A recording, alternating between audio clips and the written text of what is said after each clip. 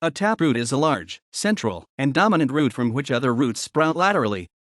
Typically, a taproot is somewhat straight and very thick, is tapering in shape, and grows directly downward.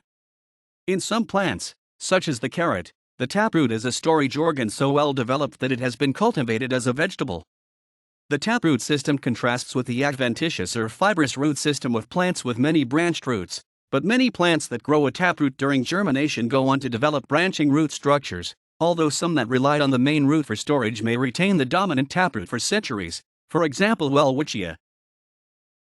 Dicots, one of the two divisions of flowering plants, angiosperms, start with a taproot, which is one main root forming from the enlarging radicle of the seed. The taproot can be persistent throughout the life of the plant but is most often replaced later in the plant's development by a fibrous root system. A persistent taproot system forms when the radicle keeps growing and smaller lateral roots form along the taproot. The shape of taproots can vary, but the typical shapes include conical root. This type of root tuber is conical in shape, i.e. widest at the top and tapering steadily towards the bottom, e.g. carrot. Fusiform root. This root is widest in the middle and tapers towards the top and the bottom, e.g. radish. Napiform root. The root has a top-like appearance. It is very broad at the top and tapers suddenly like a tail at the bottom, e.g. turnip. Many taproots are modified into storage organs. Some plants with taproots: beetroot, burdock, carrot, sugar beet, dandelion, parsley, parsnip, poppy mallow, radish, sagebrush, turnip, common milkweed, cannabis. Trees such as oaks, elms, pines, and firs. Taproots develop from the radicle of a seed, forming the primary root. It branches off to secondary roots, which in turn branch to form tertiary roots. These may further branch to form rootlets.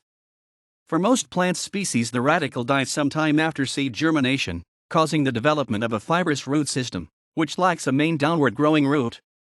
Most trees begin life with a taproot, but after 1 to a few years the main root system changes to a wide-spreading fibrous root system with mainly horizontal growing surface roots and only a few vertical, deep anchoring roots.